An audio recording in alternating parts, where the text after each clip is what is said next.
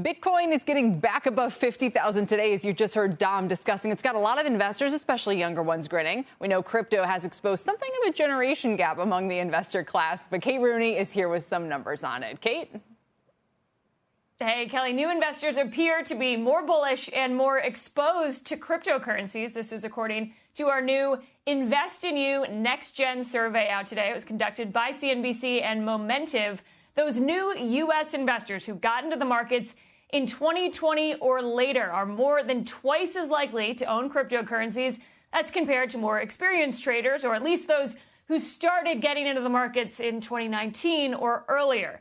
That newer investor also tends to be more optimistic when it comes to crypto. More than a third say they think Bitcoin prices will be higher by the end of this year compared to about a quarter of the broader investor base in the U.S. And take a look. Stocks are still number one, but with about a third of new investors holding shares of individual companies.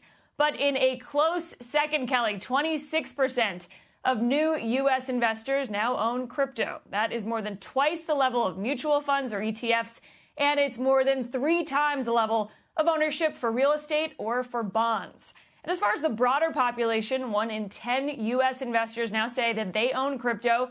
Men, meanwhile, are twice as likely as women to hold digital assets, and roughly half of all U.S. investors still say that crypto is high risk, but there are some differences in opinion depending on age. About a third of those 18 to 34 say that it's risky, while those over age 64 are much more skeptical. More than 2/3 describe it as a high-risk investment. Kelly. All right, let's go back to that chart for a second. Did it show that individual stocks are actually still the number one holding among young investors? That's interesting. So it's interesting. It's new investors. So it is majority younger investors. But there are some older folks that got into the markets this year with some of the other headwinds for retail trading, like stay-at-home orders, stimulus checks, and people had more time in their hands. So a lot of folks did get in. But it does include majority younger investors, but stocks are still number one. That's so interesting. And, it could be stock slices. It doesn't have to be the whole thing. But, anecdotally, I know a few of those over 35, let's say, who have gotten into the market. Kate, thank you so much. We appreciate it.